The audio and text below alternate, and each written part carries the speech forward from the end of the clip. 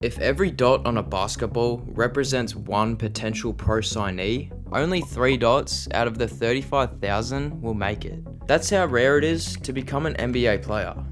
And still, some NBA players make decisions that tarnish their playing career, from career-ending brawls to betting against their own teams and earning a lifetime ban. Some players have made decisions that cost them everything. So today, we're going to be looking into why these NBA players are blacklisted from the league. Before Artest would change his name to Metta World Peace, ironically, he was not a very peaceful person. From his different hairstyles, the rap album, the on-court antics, and of course, the malice at the palace. Being raised in the Queens projects in New York, it was difficult for Ron to avoid trouble, with incidents like his friend being stabbed right in front of the eyes of 11-year-old Ron Artest. Ron Artest was taught to fend for himself at an early age. This type of environment would cause Ron to have anger management issues, but when he was suggested to play basketball for a way to stay out of the streets, his life changed forever. By the time he was attending high school, he was the best player in the state, eventually being picked up by the Bulls with the 16th pick in the 1999 draft. In a way to keep himself grounded during his rookie season, Ron Artest got a job at Circuit City. He even listed then Bulls GM Jerry Krause as a reference. So I had too much time on my hand, too much time. Like, now you got a little bit of money. Now you could go buy a drink. Now you could do whatever you want to do. But I was getting in a lot of trouble. Like I said, I had my children. So I was like, I got too much time on my hand. I need to do something. So it made me go to Circuit City. I was going there all the time, and the discounts. So I would go to Circuit City just to chill out. I had nothing else to do. Practice is over. I'm out the gym.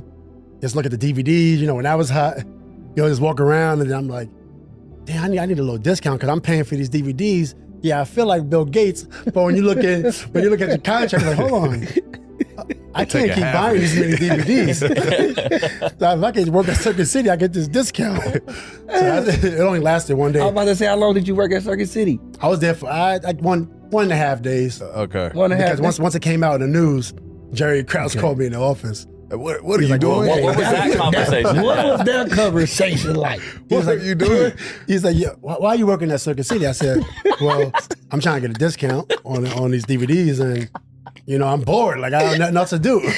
You know what I mean? And he was like, nah, you can't work at Circuit City. I was like, all right, cool. Although his career at Circuit City only lasted one full day, this just goes to show that Ron Artest wasn't your average NBA player.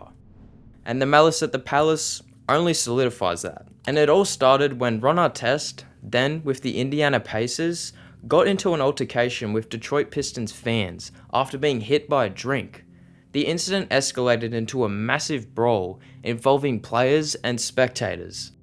Artest was suspended for the rest of the season, which ultimately added up to 86 games, the longest suspension in league history at the time, resulting in $5.2 million in lost salary for his involvement. As for the fans, some were charged and banned from the Pistons stadium for life. In terms of injuries, 9 fans got hit and 2 had injuries bad enough they had to go to the hospital. Some fans believe that this incident ruined a potential Hall of Fame career in Ron Artest. What do you guys think?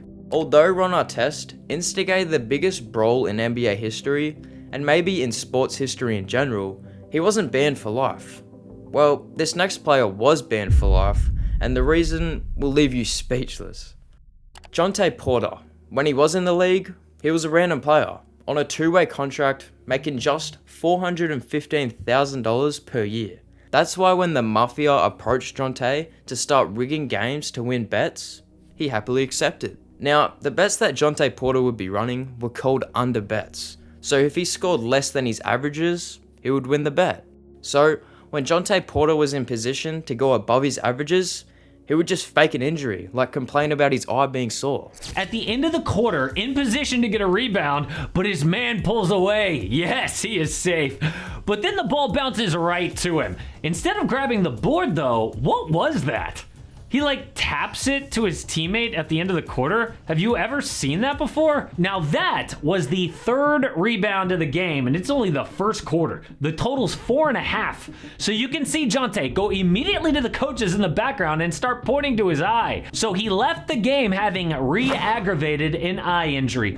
Nowhere in the minutes he played did he get hit in the eye. He wasn't even on the injury report before the game, but maybe he got that bored and was like, 3 in the first quarter? I am out. After risking his career performing these gambling schemes, surely Jontay made a good amount of money from these stunts. $21,965.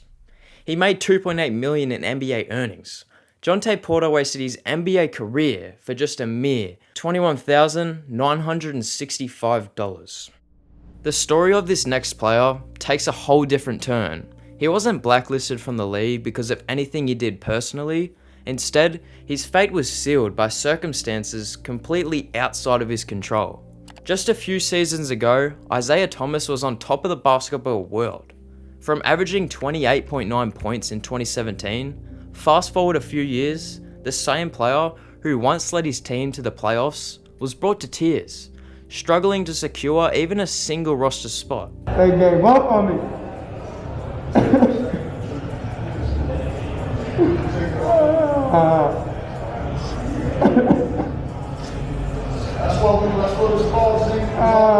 How did he go from an MVP candidate to bouncing around 9 different teams and ultimately being pushed out of the league? Isiaiah Thomas was selected with the very last pick in the 2011 draft.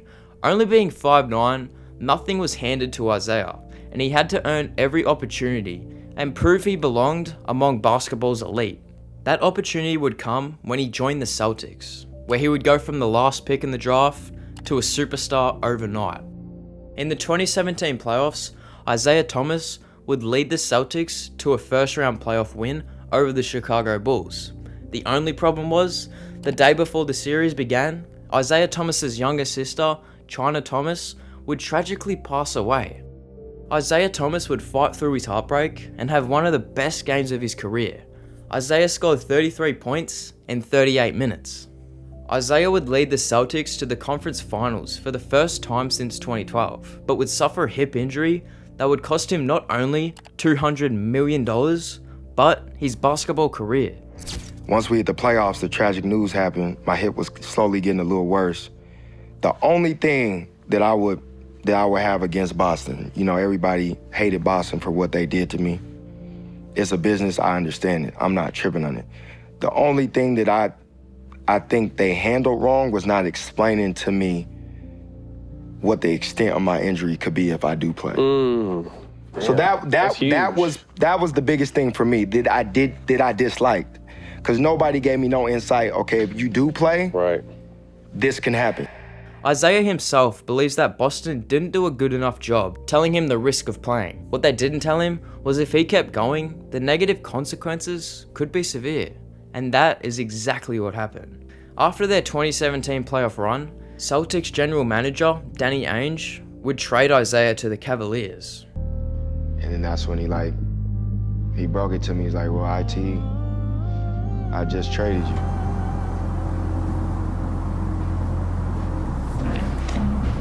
That's crazy. Nigga, what are you talking about? My kid's about to start school. Off the strength, after everything I went through, nigga, like, you're not supposed to do that. But that's what he wanted. Yeah, and he's like that, but I'm not tripping. It's just crazy that they would do that. Like, I'm not mad, like, nigga, I'd be mad if I went to a weak-ass team. It's like, we're gonna win the finals anyway. Like, that's what's crazy, but it's just like, damn, after all I do for the city, gonna be mad as fuck. Isiaiah went from expecting a $200 million contract with the Celtics to earning $11 million the next 5 years, until eventually his career just died out. I fucked up my money. The past few years, Isiaiah Thomas has been seen on Twitter begging NBA teams to give him a chance. He even broke down in tears after scoring 81 points in Jamal Crawford's league, because no NBA teams have given him a chance. Tyreke Evans was not only ignored by teams like Isiaiah Thomas, He was banned for reasons that will leave you questioning, do these players ever use their brains? In March of 2009, Evans would declare for the NBA draft. Tyreke would be chosen 4th overall by the Sacramento Kings, only behind players like Blake Griffin and James Harden. And for his rookie season, well, it was one of the best in NBA history. Evans became just the 4th rookie in NBA history to average 20 points, 5 rebounds, and 5 assists, just after Oscar Robertson, Michael Jordan, and LeBron James, winning the 2009-10 Rookie of the Year. So yeah, he had some expectations following his rookie year, but unfortunately, Tyreke's rookie year would turn out to be the peak of his career. Over the next 10 seasons, he never managed to surpass the scoring average he achieved during that standout first year. Even after being traded to the Pelicans, back to the Kings, and eventually to the Memphis Grizzlies, Tyreke's game still was quite consistent. That would be until he was traded to the last NBA team he would ever play for, the Indiana Pacers. In the 2018-19 season, which also happened to be the season Tyreke was banned for 2 years, tying the longest ban in NBA history for violating the league's drug policy. The NBA is prohibited from publicly disclosing information regarding the testing or treatment of any NBA player under the anti-drug program, other than to announce a player's suspension or dismissal from the league. So we don't know exactly what drugs Tyreke took to get banned, but either way, in the beginning of 2022, Tyreke was reinstated by the NBA. He ended up joining the Bucks G League team, the Wisconsin Herd, but then was waived just 3 games later.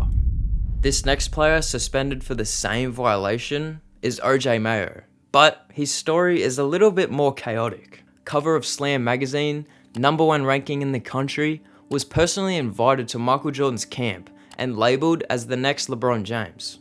OJ Mayo was on track to be a once-in-a-generational player. At just 15 years old, OJ Mayo was a legitimate celebrity, but that's to be expected when you average 29, 9 and 6, and taking home 2 Mr. Basketball awards before his senior season. Although being just a high school kid, OJ Mayo was invited to Michael Jordan's camp, as Jordan would pick Mayo as his matchup. OJ would not hold back, talking trash every chance he could, while knocking down shots, getting the whole gym going crazy. But in Jordan fashion, he would clear the gym and give OJ an absolute beatdown. You know, I'm playing in my camp against OJ Mayo. He was a top high school kid coming out, and I never met him first time. In front of my camp, he starts this thing about, you can't guard me, you can't do this. You know, I got my campus here, so I can't really go where I want to go because of my camp. So I stop the camp, send the kids to bed. We go back to playing. And he starts his whole thing, you know, that you can't guard me, you can't do this. So from this point on, it's a lesson. And from that point on, it was a lesson. He never won a game. I posted him up, I did everything. If I can ever show you that film, and if you can ever ask him that, ask him about the thing that happened at my camp. I happen to be the only high school player there, and it was mainly a freshman in college. And so, you know, he came on the court and he guarded me, so instantly I was like, man, he must think I'm the, you know, not the strong link over here. And so I got it going a little bit, and obviously it's any ball player's dream to play against Mike. And I couldn't tell you how many times I did his move after the finals the next day in the rec center and stuff. So I got a few buckets, and I think the campers knew I was the only high school kid, and so they got rowdy a little bit, and we got a little bit of John. And so, you know, we played 2 games. I think we split 1-on-1. It was a team game. And then he said, okay, now let me handle my business. And he looked me in my face and said that. I'm like, what you mean? So he said, I need all the campers, everybody to leave. Let's clear the gym. I said, oh, man, you know. So we continued playing pickup. And, you know, Mike was Mike. And then he said, hey, young fella, let me tell you something. He said, you know, you may be the best high school player in the world, you know, but I'm the greatest ever. And don't you ever disrespect, you know, the great like that. But the shit talking that OJ would give to MJ would be a trend in OJ's life and career that would ultimately be one of the main reasons he was banned from the league. Being selected 3rd overall in the 2008 draft by the Memphis Grizzlies, OJ Mayo made a sudden impact, putting up 18.5 per game on 44% from the field and 38% from deep. But just like Tyreke Evans, OJ's rookie year would be the peak of his career, with incidents like a fight with Tony Allen, who was known as one of the toughest players in the league at the time, showing up late to practice, and badly enough, being suspended for 10 games for taking steroids, and which he claimed was from an energy drink that he didn't know contained banned substances. OJ was doomed to fail the very second he was drafted. He was chasing women, partying, taking prescription drugs, while not getting any better on the court. OJ's partying lifestyle led to his body to just fall apart, causing him to break his ankle falling down stairs at his home. All of this erratic behavior led to OJ being banned from the NBA for the next 2 years. OJ had a known drug problem, which ultimately ended his NBA career. Even after averaging 30 points a game in China, the NBA is never going to give this man another chance. Another player who appears to have been overlooked for another opportunity and ultimately blacklisted by the NBA is Dwight Howard. An 8-time NBA All-Star, 3-time Defensive Player of the Year, even earning the nickname Superman, yet everyone in the NBA seems to hate Dwight Howard, for reasons that will make sense shortly. Dwight Howard was selected first overall by the Magic in 2004. Immediately, he made a name for himself. In his first 4 years, he averaged 16 points, 12 rebounds, and 2 assists. In 2008, he was selected for the dunk contest and put on a show. He even led the Magic to the finals in 2009. But Dwight Howard Prime would be cut short for reasons that are totally his fault. He was tired of being a rim-running center, even though this is what made him the player we all remember him to be. He wanted to showcase his full bag of offense, which was pretty much empty. Howard forced Orlando to make a decision, him or coach Stan Van Gundy. Things got so bad that while Van Gundy was exposing Dwight to the media, Dwight Howard would crash the interview, resulting in the most awkward moment in NBA history. What is your sense when you talk to management? Will they listen to him, or will it be a management decision? I have no idea. They can, obviously it'll be a management decision. They have to make the decision, but I ain't worried about that. So. Yeah, Stan, we're not worried about that, right? That's what I just said. We got to be worried about winning games. Yeah, what's our main concern right now? Jameer. We have to stop Carmelo Anthony and the New York Knicks tonight. And the New York Knicks. That's exactly That's right. the plan, right? That is the plan. That's what I just said. Is Dave Ping here today? The guy who started this BS? I don't see Ping here. Me neither. Are you guys done with me? Yeah. Let's all can talk to him now. Dwight Howard's wishes would come true when the Magic fired Van Gundy, just so Dwight could join the Lakers 1 month later. And his tenure in LA couldn't have got any worse. Dwight's attitude wasn't just an Orlando issue, it was a Lakers issue also. This Lakers team never clicked, and to put it plainly, Kobe resented Dwight Howard. It's difficult playing with Kobe. It is. Why is it difficult playing with Kobe? Because one, it's an expectation, winning. He wanted to win that last one back. And then two, is like, everybody expected me and Kobe to be like the new Kobe and Shaq. Kobe thought Dwight was soft and tried to push him to play through injury. Just like in Orlando, Dwight wanted the ball more and thought Kobe took too many shots for the team to succeed. And that was pretty much it for Dwight's time in Los Angeles. Dwight would bounce around 6 different teams for the rest of his career, ending his career as a 1-time champion. He would then play in Taiwan and dominate the league, even making posts trolling NBA players and asking them to come to Taiwan and join his team. Jordan Poole, come on. Julius Randle, come on. Let me stop. Ben Simmons, come on, man. Shoot, ain't nobody beating us, boy. Clay, you can slide down here too, my boy. DeAndre Ayton, you and CP3, come on. Shoot. KD. Come on, KD. Oh, you know who? Hey, they talking about him going back to Houston, but I think this might be a better look. James Harden, come on down here too, boy. Many fans argue that Dwight Howard's tarnished reputation is a significant reason he's unable to secure a roster spot. and there are numerous clips that seem to back up this claim. Everybody on the floor did a good job of hitting big shots. And then on the other end, we got some stops. Our D was good tonight. So we got to make sure our D stay good. Before the game, Kent Bazemore told me it's too far into the season to allow 2 losses back-to-back. If you agree with that, how important is that win? Oh, it's very important, but it starts with the D. So we got to make sure we keep playing defense. Thank you, Dwight. A lot of Bays gazes. We'll let you go. How healthy are you? You look really good.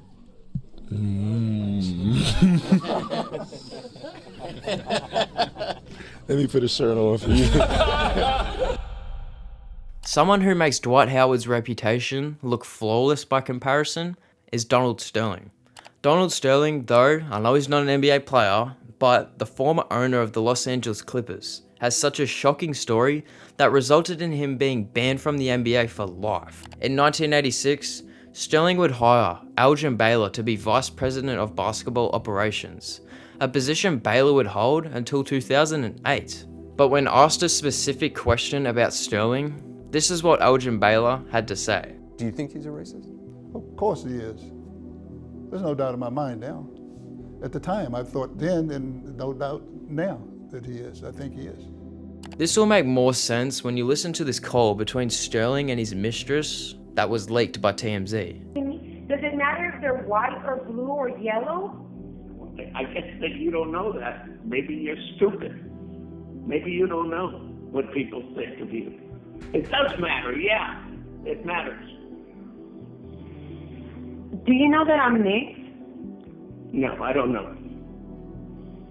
You know that I'm mixed. You told me you were going to remove those. You said, yes, I understand you. I mean, you change from day to day. Wow. So painful. Wow. People call you and tell you that I have black people on my Instagram, and it bothers you. Yeah, it bothers me a lot that you want to broadcast that you're associating with black people. Do you have to? But this is really the tip of the iceberg when it comes to all of the horrible things Donald Sterling has done as the Clippers owner. Former Clippers players Blake Griffin, Ryan Hollins, and Matt Barnes detail how Sterling would often bring people to the locker room to look at players while fetishizing their physiques. Donald Sterling would also throw these creepy white parties with his ultra-rich friends and show off his Clippers players as if they were trophies. Number 1 choice in America, Blake Griffin. Every year he has a white party in Malibu. I'm brand new to LA, like 20 years old, and he introduces me to everybody by the hand. Like he's parading me around the party with my hand in his hand, like a grown man. Just picture a grown man like walking behind like a 75-year-old man. I don't know how old he was at the time, but it was a little weird. And at one point, this guy just looked at me and goes, "Hey man, just keep smiling. It'll all be over soon." All of this drama piled up to a lot of backlash towards Sterling, to the point he was banned from the NBA for life. I am banning Mr. Sterling for life from any association with the Clippers organization or the NBA. Donald Sterling was ultimately forced to sell the Clippers, which he sold for $2 billion. Not a bad payday for someone exposed as a racist. If you admired Adam Silver's decisive action when he banned Donald Sterling, you might be surprised to see how much he's changed. Click this video to find out why.